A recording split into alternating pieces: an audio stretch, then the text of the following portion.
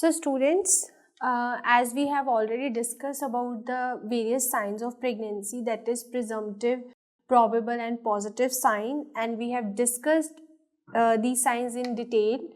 So now we will proceed with the pregnancy test. So let's discuss about pregnancy test. Usually जो हम pregnancy test है इसको हम कौन सा साइन बोलते हैं? We called it as a probable sign. This is a probable sign. So probable signs क्या होते हैं? That are seen by doctors. Okay, so pregnancy test is a probable sign. Basically pregnancy test में क्या करते हैं हम? We detect HCG. हम mainly detection करेंगे HCG का. Okay, now most commonly used pregnancy test क्या है? That is urine pregnancy test. most commonly हम urine pregnancy test करते हैं. pregnancy test और उसमें हम क्या करते हैं? डिटेक्ट करते हैं HCG को, mainly beta unit of HCG. Now let's discuss about HCG. HCG, this is human chorionic gonadotrophin. ठीक है, ये जो हार्मोन है basically this is glycoprotein hormone. ये क्या है? ग्लाइकोप्रोटीन हार्मोन है. ठीक है, इसकी 2 सब यूनिट्स होती हैं. 2 सब यूनिट्स आर देयर. क्या क्या सब यूनिट्स हैं इसकी? One is alpha and other is beta. This alpha sub unit of HCG, this is also called as non-specific unit. This is a non-specific unit. Why it is called as non-specific? क्योंकि जो alpha unit है HCG की, this is identical to alpha sub unit of other hormones as well. Okay, तो इसीलिए ये specific नहीं है HCG के लिए. So this alpha sub unit of HCG is similar with other hormones. Alpha unit कौन कौन से हार्मोन हैं? लाइक TSH, लाइक FSH और लाइक ल्यूटिनाइजिंग हार्मोन.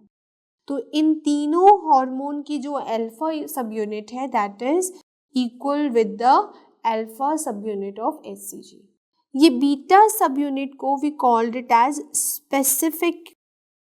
हम बीटा को स्पेसिफिक क्यों बोलते हैं? Because this sub unit is only specific for HCG.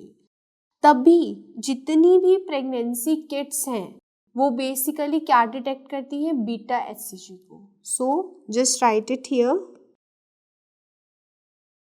All pregnancies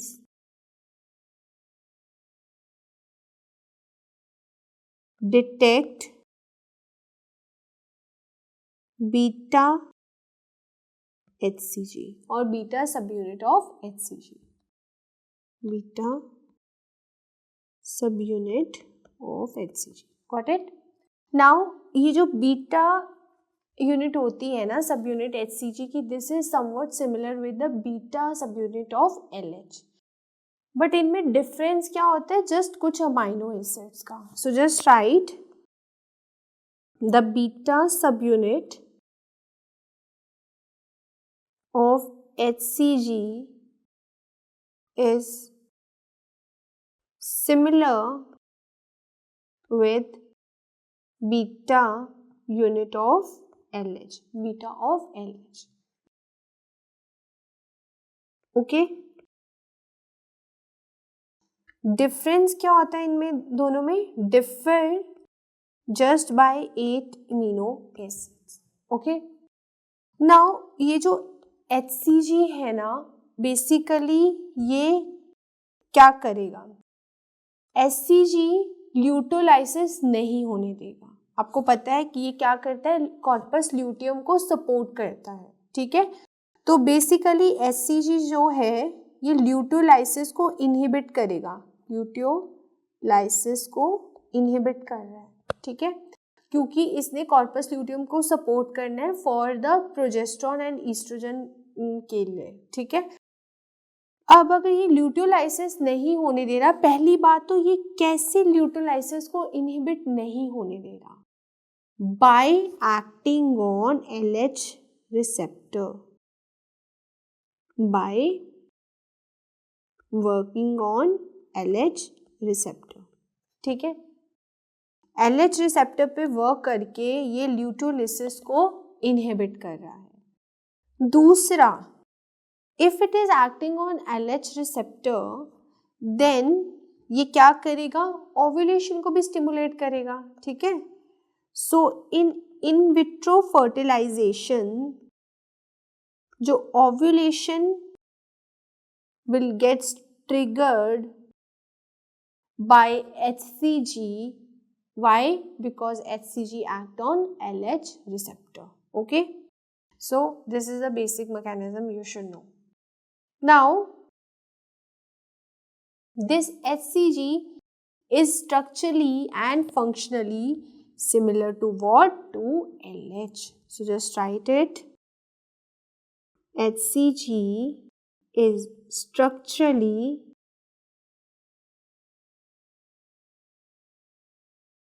and functionally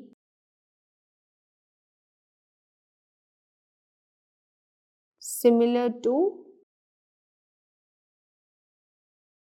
LH, that is luteinizing hormone. Okay. Now next, if they ask you what is the source of this HCG, so what is your answer? That is syncytial trophoblast. So syncytial trophoblast is a source of HCG. Okay.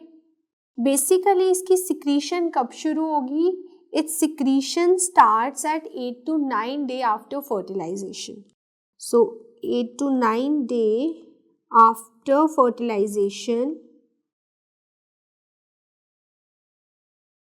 HCG का secretion start होता है, secretion starts. Okay. जैसे जैसे POG बढ़ेगा HCG का secretion भी increase होता जाएगा. So as POG increases, HCG secretion also increases. So as POG increases, so HCG का जो secretion है वो भी बढ़ता जाएगा, ठीक है। अब HCG का लेवल डबल कब होगा? आपको पता है, आपने पढ़ा है there is a doubling of HCG, और वो डबलिंग कब होगी? Every 48 hours. So every 48 hours HCG levels doubles. Okay. Now what is the minimum increase consider in doubling? अभी डबल तो हमने बोल दिया, बट मिनिमम कितना इंक्रीज होना चाहिए? That is around 33%. Okay. Now अगर हम बात करें एट 10th वीक HCG की मैक्सिमम वैल्यू होती है. HCG has maximum value at what week? At 10 weeks. After 10 weeks, what will happen? After 10 weeks HCG का जो लेवल है वो डिक्रीज होना शुरू हो जाएगा, और at 16 to 20 weeks इसका लेवल क्या हो जाएगा? minimum level value of HCG will be seen at what week? At 16 to 20 weeks. Okay. Now after 16 to 20 weeks, what will happen to HCG level? Now HCG values are at what? At plateau. HCG value at plateau. Okay, it will reach plateau level. Now, what changes in HCG? You're gonna see if there is a presence of abnormal pregnancy. So let's discuss about that. So changes in HCG suggestive of abnormal pregnancy. ठीक है, तो जो first है, अगर HCG की value कम है but gestational age ज़्यादा है तो क्या कॉज हो सकता है इस चीज़ का? ठीक है, if gestational is more, HCG is less, this is suggestive of abortion. This is suggestive of what? Abortion or non-viable fetus. Okay. Second, if HCG increases but the increase is less than 33%, then this will be suggestive of what? Then this is suggestive of ectopic pregnancy. So write down, HCG increase तो हुआ but जो increase है that is less than 33%. So this is what? This is suggestive of ectopic pregnancy. ectopic pregnancy को suggest करता है. ठीक है, so basically हम एक्टोपिक प्रेगनेंसी में क्या करते हैं? सीरियल HCG वैल्यूज चेक करते रहते हैं, HCG वैल्यूज. ओके, अब ये जो सीरियल HCG टेस्टिंग है that is basically what? Serum HCG value. Basically हम इसमें सीरम HCG चेक करते हैं. ठीक है, नाउ हम HCG को दो तरीके से चेक कर सकते हैं. या तो you can check serum HCG value, serum में कितना है HCG. Second, you can go for urinary HCG, urinary HCG test. Serum means blood में है. ठीक है, तो इसमें this is also called as quantitative test. This is quantitative.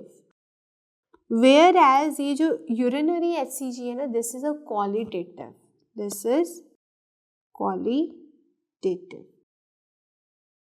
Okay, ये जो टेस्ट है सीरम वाला, this is more sensitive test. Okay, even अगर HCG बहुत कम क्वांटिटी में भी प्रेजेंट होगा ना तो इसको डिटेक्ट कर देगा. ठीक है, इसीलिए हम इसको क्वांटिटेटिव भी बोलते हैं. So it can detect less than 1 international unit of HCG. ठीक है, that's why it is more sensitive and it is quantitative. But अगर हम यूरिनरी HCG की बात करें, this is less sensitive. This is what? This is less sensitive test. ठीक है, तो it can detect up to what value? Can detect 25 till 50 international units. इतना ही डिटेक्ट कर पाएगी. 25 से नीचे अगर है तो this urinary HCG won't detect it. Okay, so this test, this serum HCG, this can be positive as early as 8 days of post fertilization. So it can be positive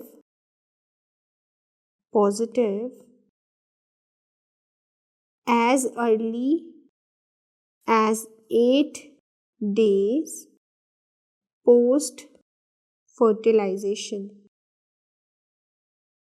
And this urinary HCG, usually it came positive after 1 week of missed periods.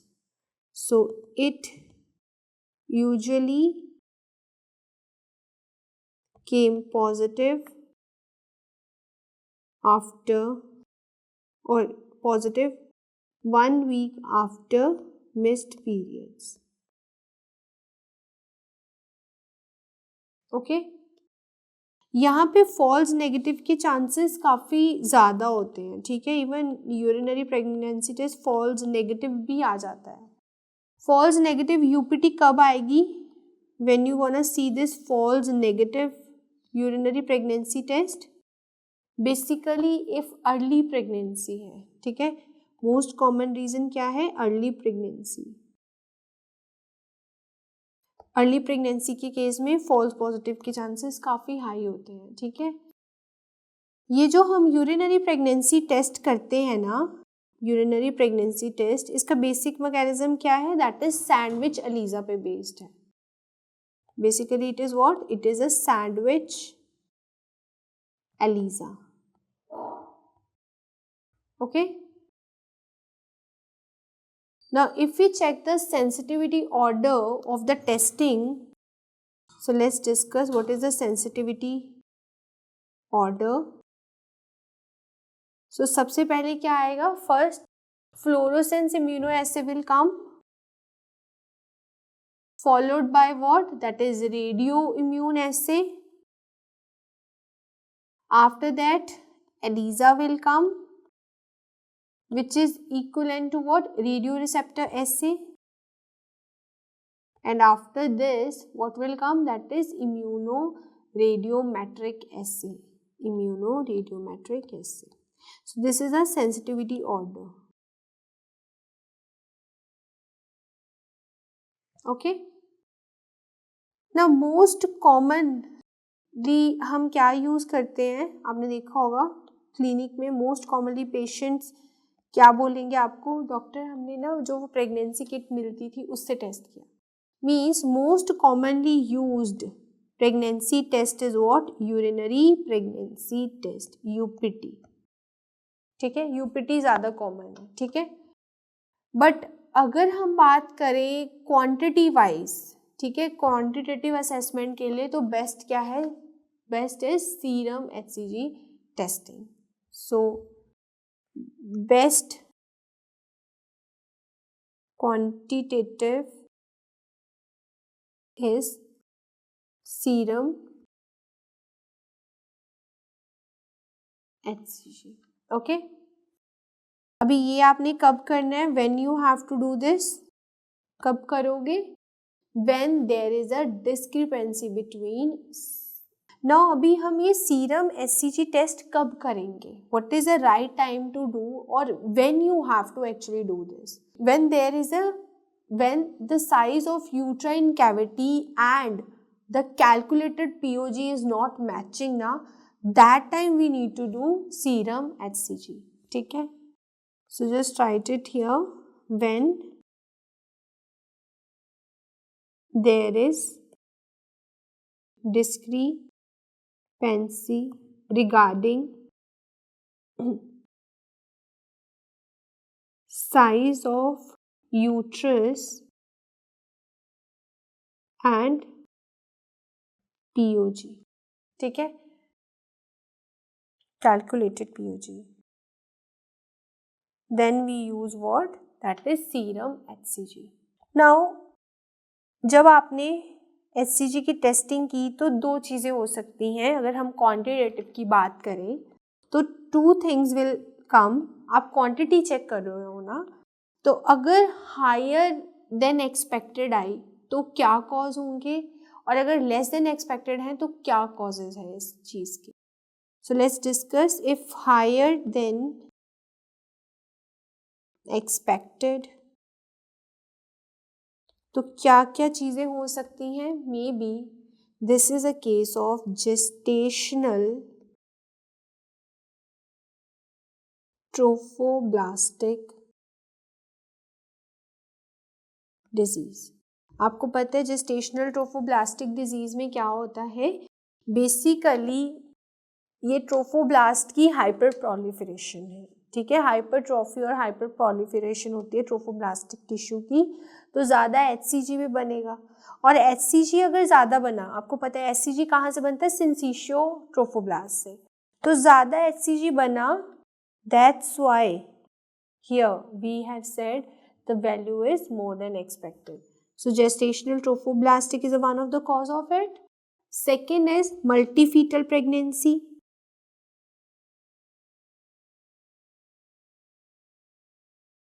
Multifetal pregnancy. Third is Down syndrome.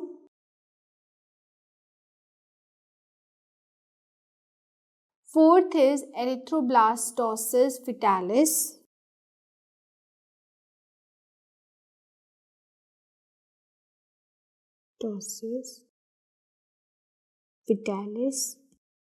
After that, the next cause for this high value of HCG is underestimated gestational age.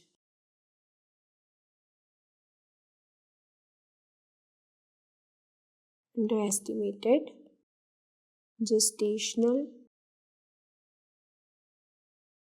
age. Okay. Now, what are the reasons where you gonna see less than expected? इतनी होनी चाहिए थी but उतनी नहीं, उससे कम है. तो क्या क्या केसेस है? First one is if there is a non viable pregnancy. Non viable pregnancy means abortion की बात कर रहे हैं. Second one is ectopic pregnancy. Okay. Third one is trisomy 18. Trisomy 18 कौन सी होती है? That is Edwards syndrome. ठीक है.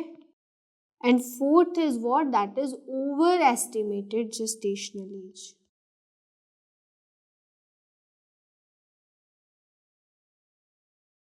Gestational age. So got it.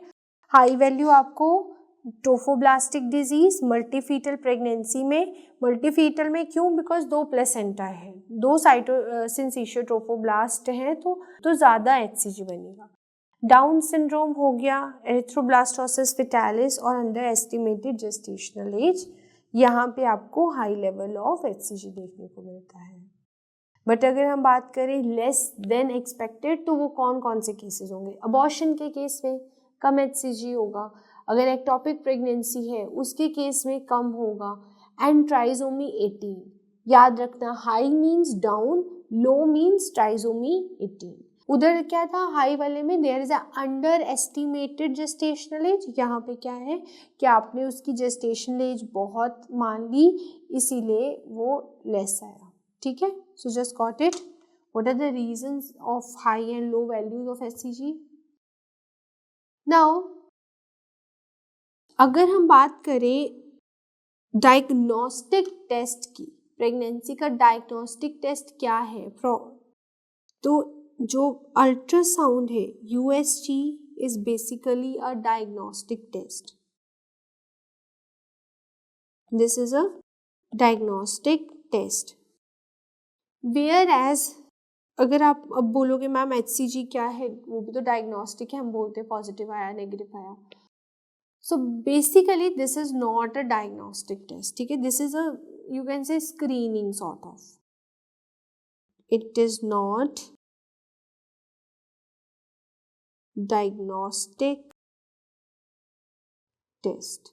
Now guys, let's discuss about the early sign of intrauterine pregnancy that you're gonna see on ultrasound. So the first sign that you will see on ultrasound is what? That is gestational sac. So gestational sac you will see earliest finding. Okay.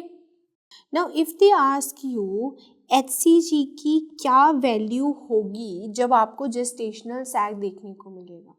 So when the value of HCG is around 2000 international unit, you can see gestational sac on what? On transvaginal sonography.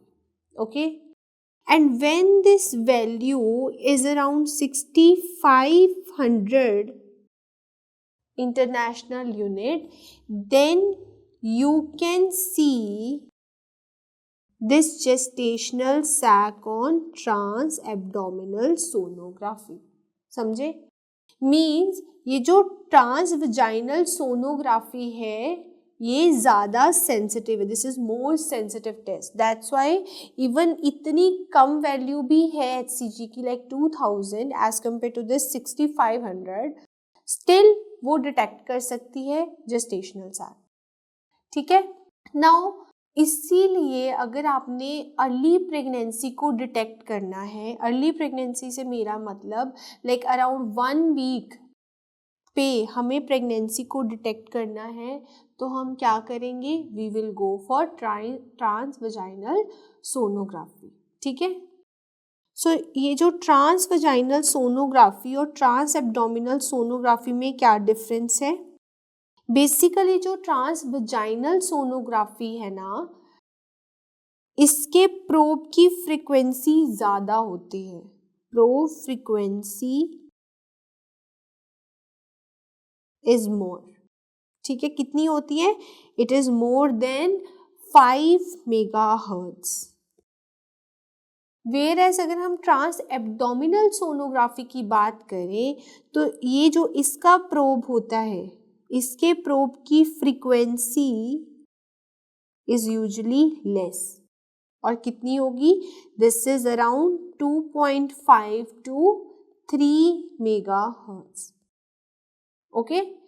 So that's why ये जो transvaginal sonography है आप use कर सकते हो, use for early detection, early pregnancy detection, that is around 1 week. Got it? Now let's take one example. एक patient है, उसका UPT पॉजिटिव आया. ठीक है. इस पेशेंट के लिए आपने की अल्ट्रासाउंड. ठीक है. अल्ट्रासाउंड हमने क्यों की इस पेशेंट की? क्योंकि इसकी जो कंप्लेन थी ना, that was bleeding per vaginam. She was complaining of bleeding per vaginam and ultrasound हमने की. अल्ट्रासाउंड पे हमें कोई जेस्टेशनल सैक देखने को नहीं मिला. No gestational sac is seen. Now why you were not able to see the gestational sac? So first reason हो सकता है कि ये अर्ली प्रेगनेंसी हो, अर्ली प्रेगनेंसी थी इसीलिए आपको जेस्टेशनल सैक नहीं देखने को मिला. एंड सेकंड कैन बी कि जेस्टेशनल सैक तो था बट वो यूट्रस के अंदर नहीं था. एक्टोपिक भी तो हो सकता है ना. सो जेस्टेशनल सैक आउटसाइड है यूट्रस के. ठीक है. इसीलिए नहीं शायद आपको दिखाई दिया. तो इन दोनों केस में whether it is early pregnancy or whether gestational sac is present outside, आपका अगला स्टेप क्या होना चाहिए? Your next step will be do serum HCG. हमने सीरम HCG करना है इस केस पे. अगर तो ये सीरम HCG की value is less than 2000, this indicates what? This likely to be a early pregnancy. This indicates early pregnancy. और अगर ये सीरम HCG की वैल्यू इज मोर देन 2000, इसका क्या मतलब है? This means this is what हमने कब पढ़ा था कि HCG की वैल्यू ज़्यादा कब होगी? Either gestational trophoblastic, either ectopic, ये सारी कंडीशंस थी ना. तो यहाँ पे हमने क्या कहा? अर्ली प्रेगनेंसी हो सकती है या फिर जेस्टेशन सैक जो है आउटसाइड, और यहाँ पे HCG की वैल्यू भी मोर देन 2000 है. So this is more likely to be the case of ectopic pregnancy. So ये क्या है? एक्टोपिक प्रेगनेंसी का केस है. Got it? सो अगेन एक पेशेंट आई थी, अल्ट्रासाउंड किया, कुछ दिखा नहीं, क्या रीज़न है, अर्ली प्रेगनेंसी या जेस्टेशनल सैक नहीं है, तो आपने सीरम HCG कर लिया, उससे you came to know what is actually the problem. Okay, अब आपका नेक्स्ट स्टेप फिर क्या होगा? After this what should be your next step? Next step, again you have to repeat the HCG after 48 hours. आपने 48 hours के बाद repeat करना है HCG, ठीक है। आपने जब ये 48 आवर्स के बाद HCG रिपीट किया तो 3 things you will get, either there will be slow rise of HCG, either you will see the doubling in the levels of HCG, and either you will see there is a fall in the value of HCG. So तीन चीजें, slow rise, doubling और falling, ठीक है। Slow rise जब आपको देखने को मिला, so what is your diagnosis? Means ectopic है। एक्टोपिक प्रेगनेंसी में आपको जनरली स्लो राइज देखने को मिलेगा। डबलिंग कब देखने को मिलेगी? इन केस ऑफ नॉर्मल प्रेगनेंसी। और फॉलिंग आपको कब देखने को मिलेगी? That you gonna C in case of abortion. Abortion में HCG का लेवल कम हो जाएगा, ठीक है। नाउ अगर हम HCG के मिनिमम लेवल की बात करें, जब आपको जेस्टेशनल सैक दिखेगा तो वो क्या है? Minimum level of HCG to see gestational sac is what level? That is 1000 international unit. At least इतना HCG तो होना चाहिए gestational sac को देखने के लिए। Okay? Now let's see different signs of ultrasound और वो कब कब visible होंगे। So USG signs एंड उसका टाइम जब वो आपको देखने को मिलेंगे। So seen earliest eight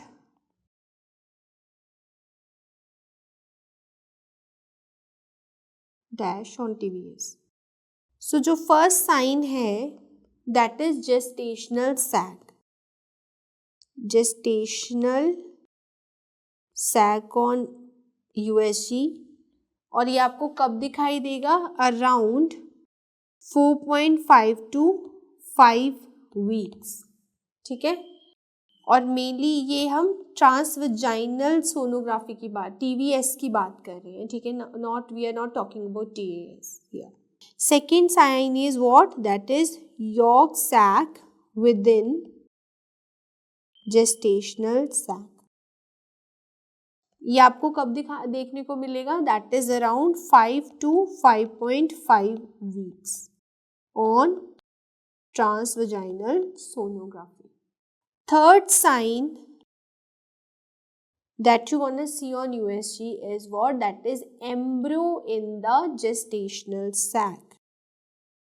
Embryo in gestational sac. और जब आप embryo को देखोगे ना, what you have to see? You have to see the fetal poles and the cardiac activity. So fetal poles and cardiac activity हम देखते हैं, okay. तो ये आपको कब देखने को मिलेगी? Around 5.5 to 6 weeks on TVS। Got it?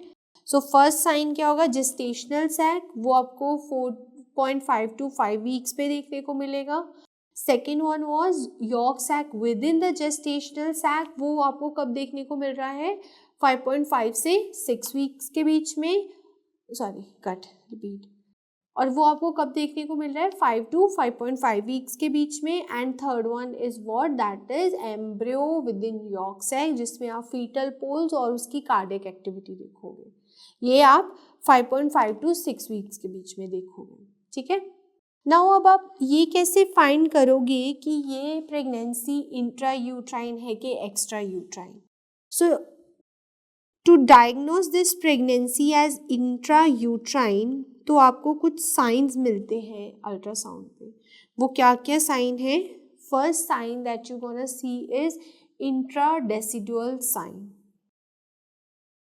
Intra decidual sign. Second is double decidual sac.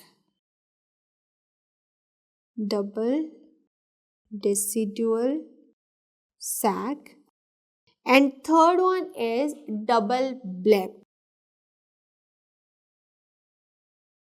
अगर ये तीनों signs हैं, if all these three are present, then these are actually early signs of intrauterine pregnancy. Early signs of intrauterine pregnancy. So here, this sign that you are seeing, this is called as double decidual sign. ठीक है. Here, this one, the outside one, this is the decidua capsularis. ठीक है. ये क्या अंदर, ये क्या है? This is basically a gestational sac. ठीक है. और इसके बाहर ये जो आप देख रहे हो, this is decidua parietalis. Okay, decidua parietalis. ठीक है. आपको पता है जेस्टेशनल सैक को बाहर से कौन कवर करती है? That is capsularis.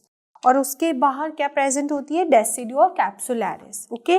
इसीलिए हम इसको क्या बोलते हैं? डबल डेसिडुअल सैक साइन, क्योंकि सैक को दो डेसिडुआस ने कवर किया है. ठीक है. After that there is a double bleb sign. Can you clearly appreciate? ये एक ब्लेब है. ठीक है. दिस इज वन ब्लेब और inside this bleb there is another small bleb. That's why we called it as what? Double bleb sign. ठीक है. और ये क्या है? बाहर जो आप देख रहे हो, this is the endometrium. This one is the endometrium. ठीक है. ये अंदर जो है, this is the gestational sac. और इसके अंदर क्या है? This is a yolk sac.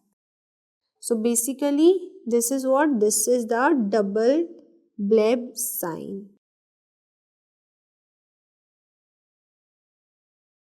Okay. Now the next thing that we will discuss is about the cardiac activity. So जो कार्डियक एक्टिविटी होती है ना फीटस की, जनरली आपको अल्ट्रासाउंड पे एम मोड में सुनाई देगी. ठीक है. So cardiac activity is seen on M mode of ultrasound. M mode पे दिखाई देती है cardiac activity. Okay. Cardiac activity के लिए आपको बार बार रूटीन डॉपलर करने की ज़रूरत नहीं है. हम इतने फ्रीक्वेंटली डॉपलर नहीं करते हैं प्रेगनेंसी में. ठीक है. दैट्स वाई हम अल्ट्रासाउंड पे ही कार्डियक एक्टिविटी देख लेते हैं. We don't use, we can't do, actually we can't do routinely Dopplers for cardiac activity. Okay, this is actually not recommended. Now when you see the gestational sac, what you measure? So when you see the gestational sac ना, basically हम उसका mean sac diameter measure करेंगे. We will measure mean sac diameter. This is mean sac diameter. Okay. Now to diagnose if the pregnancy is viable और not, तो हम क्या करेंगे, if हम नॉन वायबल का केस देखें, so in case of non viable pregnancy, आपने non viable का डायग्नोस बनाना है, तो आप क्या देखोगे, मीन सैक डायामीटर देखेंगे, ठीक है, ऑन ट्रांसवजाइनल सोनोग्राफी। अगर ये diameter is more than 25 mm, ठीक है, and it does not contain any yolk sac or embryo in it. Now, no yolk sac or embryo. So this is clear that this is a non-viable pregnancy.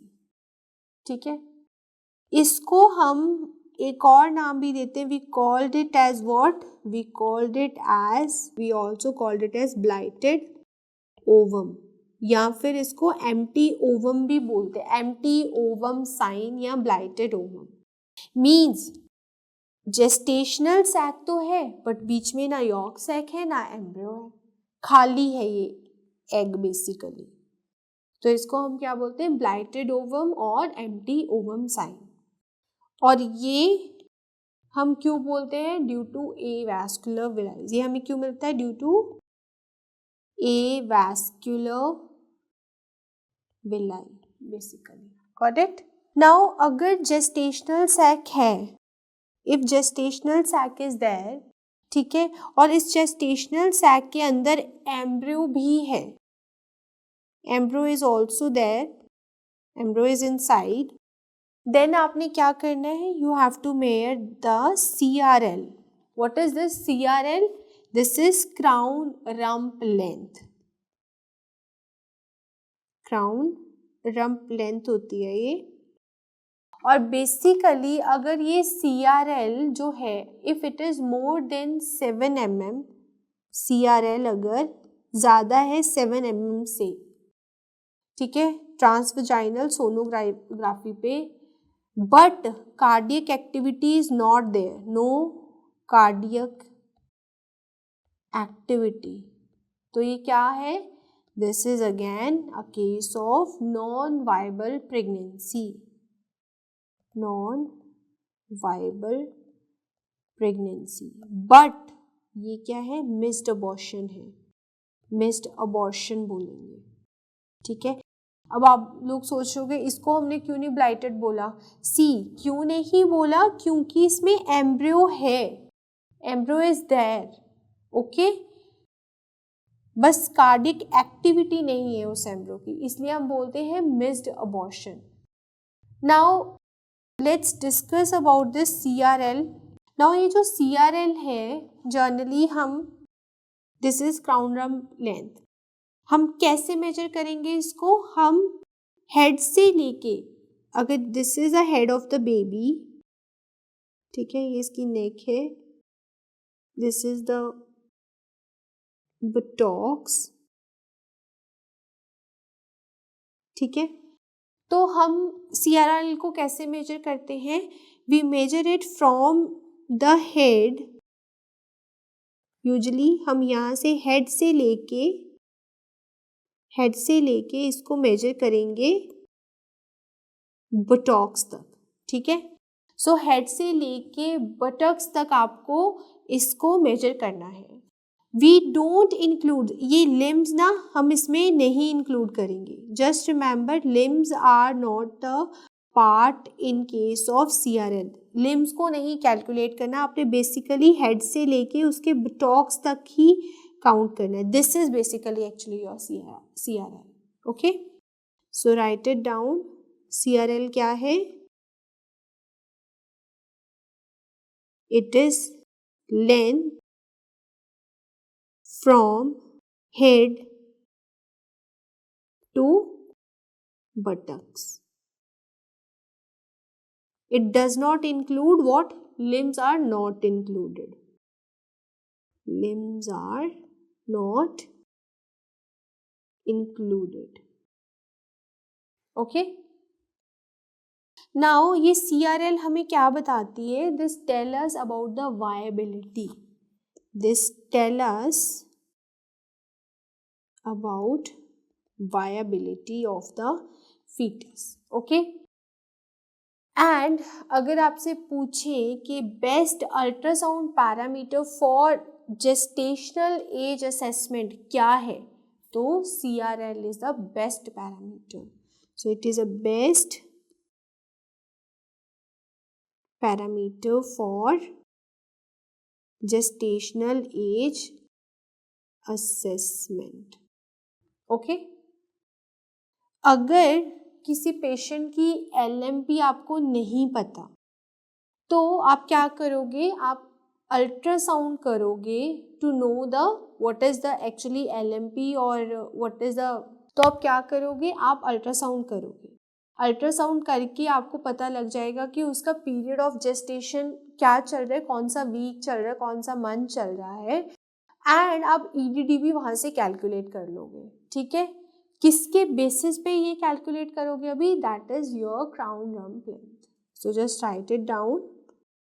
If LMP is not known, so with the use of CRL parameter, you can identify,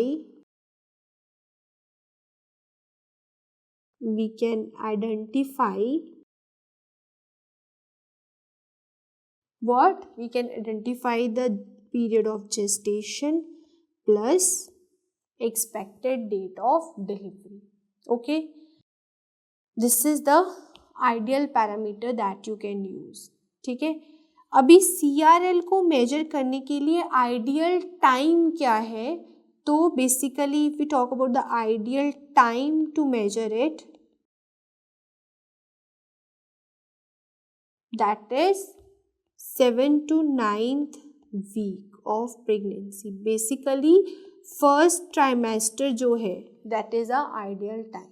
okay got it.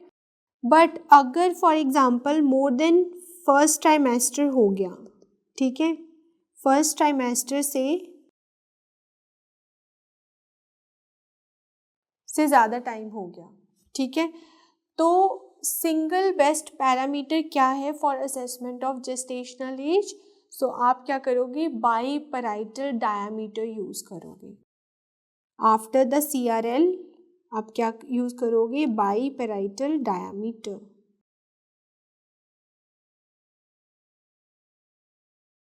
Diameter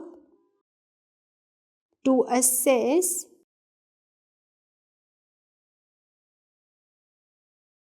gestational age and expected date of delivery. अगर time first trimester से ज़्यादा हो गया, first trimester तक हम crown rump length use कर रहे थे और मोर देन फर्स्ट ट्राइमेस्टर हो गया तो हम बाई पैराइटल डायामीटर यूज़ करेंगे. बाई पैराइटल डायामीटर क्या है, if this is a skull of the fetus, आपको पता है हमारी स्कल को हमने डिफरेंट डिफरेंट जोन्स में डिवाइड किया है. This area is called as frontal lobe. This is the temporal lobe. This is the parietal and this one is the occipital. तो दोनों पैराइटल बोन्स का डायामीटर हम बेसिकली मेजर करेंगे. ठीक है, that is basically a by parietal diameter. Okay, now अब first trimester से ज़्यादा मतलब अप टू 14 वीक्स तक you can use this parameter. अभी अगर इससे ज़्यादा टाइम हो गया, if there is a more than 14 weeks और आपको जेस्टेशनल एज पता करनी है, तो आप क्या करोगे, आप यूज़ करोगे combination of two parameters, that is by parietal diameter के साथ साथ आप क्या देखोगे, फीमर की लेंथ भी देखोगे. You will see the femur length. Along with this आप एब्डोमिनल सर्कमफ्रेंस भी मेजर करोगे. एब्डोमिनल सर्कमफ्रेंस, ठीक है, ये सब का यूज करके you can tell the exact period of gestational और age and expected date of delivery. और ये जो पैरामीटर है ना, बेसिकली ये जो पैरामीटर हमने डिस्कस किया है, this one is the best parameter. क्योंकि देखो बाकियों में हमने सिंगल पैरामीटर को असेस कर रहे थे, यहाँ पे we are using the combination of 3 parameters to assess the expected date, to assess the gestational age.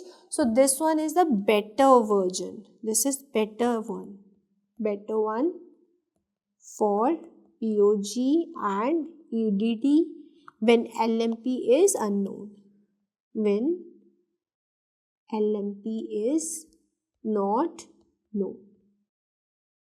Okay, now if they ask you fetal growth को आइडेंटिफाई करने के लिए कि वो प्रॉपरली हो रही है कि नहीं, तो उसके लिए बेस्ट पैरामीटर क्या है?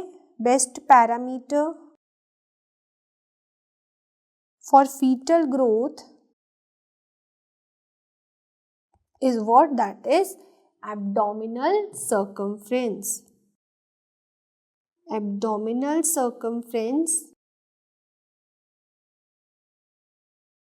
is the best parameter to tell the fetal growth. Okay. Now generally early pregnancy में जो अल्ट्रासाउंड है वो मैंडेटरी नहीं होती है, ठीक है।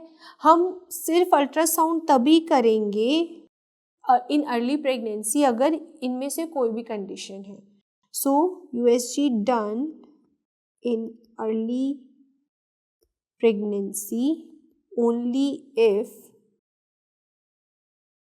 फर्स्ट, अगर उसको पेशेंट आपके पास आई with the complain of pain, ठीक है, patient with complain of pain, तो in that case you have to go for USG examination in early pregnancy. क्यों हम करेंगे इसमें ultrasound examination? To rule out ectopic, ectopic को रूल आउट करना है हमें। अगर एक्टोपिक आपने पहले ही रूल आउट कर ली तो it is easy for you to manage it, क्योंकि एक्टोपिक के late consequences are very bad. It can leads to rupture of the ectopic, जिसकी वजह से पेरिटोनाइटिस भी हो सकती, ठीक है। So only USG is recommended in early pregnancy if patient present with pain.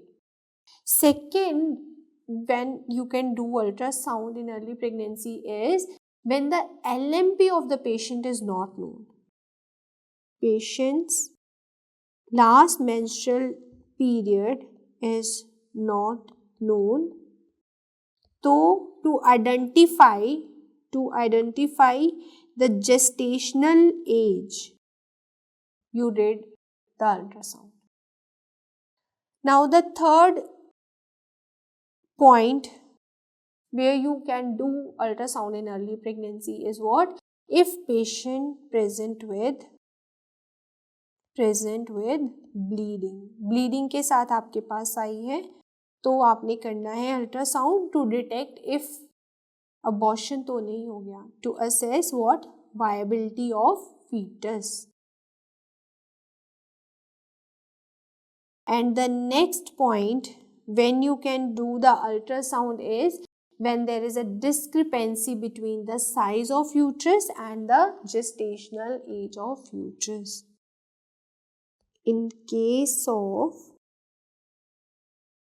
discrepancy in size and age of uterus. Got it? So ये 4 condition है जब आपने अल्ट्रासाउंड करनी है अर्ली प्रेगनेंसी में। First one is if patient presents with pain. क्यों करेंगे pain में? To rule out the ectopic. Second one when you don't know the LMP of the patient, ठीक है, और आपको एक्चुअल जेस्टेशनल एज पता करनी है क्या है। थर्ड केस में when the patient presents with bleeding, so you want to rule out if the fetus is viable or not, abort तो नहीं हो गया कहीं। And fourth one is what? When there is a discrepancy between the size of the uterus and between the gestational age. So guys, this is all about the early signs of intrauterine pregnancy on ultrasound. I hope you guys like this video, so thanks for watching.